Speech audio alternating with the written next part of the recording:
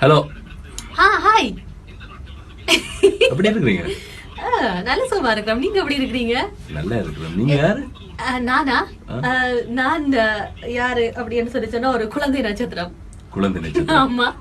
எத்தனை வருஷத்துக்கு முதல்? இன்றைக்கு சுமார் ஒரு 40-50 வருடங்களுக்கு முதல்.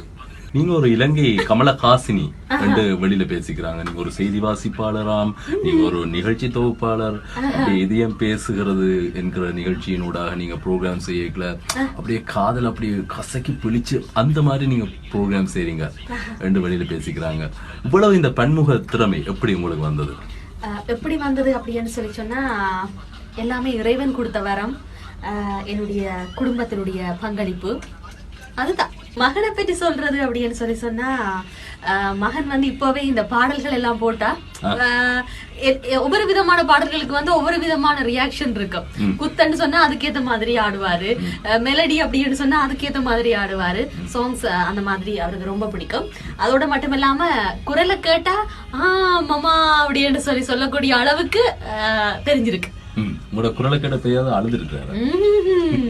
நான் தாலாட்டு பாட ஆரம்பிச்சேன்னா நல்ல அழகா என் முகத்தையே பார்த்து கொண்டிருப்பான். அதாவது அன்னிப்பாட்டிடுவேன்.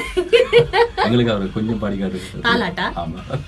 தாலாட்டு அப்படின்னு சொன்னால் தாலாட்டு ஆரோ ஆரீரோ என் கண்ணே நீ கண்ணுரங்கு.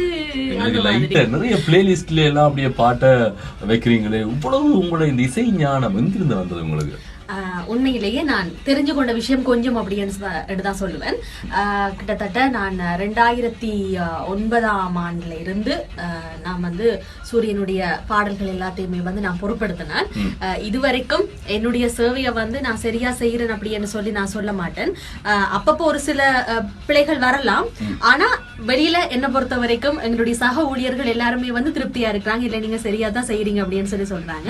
என்ன வந்து அப்பப்ப நான் வளர்த்துக்கொண்டே இருக்கிறேன். காணாது, நாங்க படிச்சதெல்லாம் கொஞ்சம் விஷயம் தான் இருந்தாலும் சூரியனை பொறுத்த வரைக்கும் சூப்பர் ஹிட்ஸ் சாங்ஸ் மாத்திரமே போகணும் அப்படிங்கறது வந்து என்னோட குறிக்கோள்.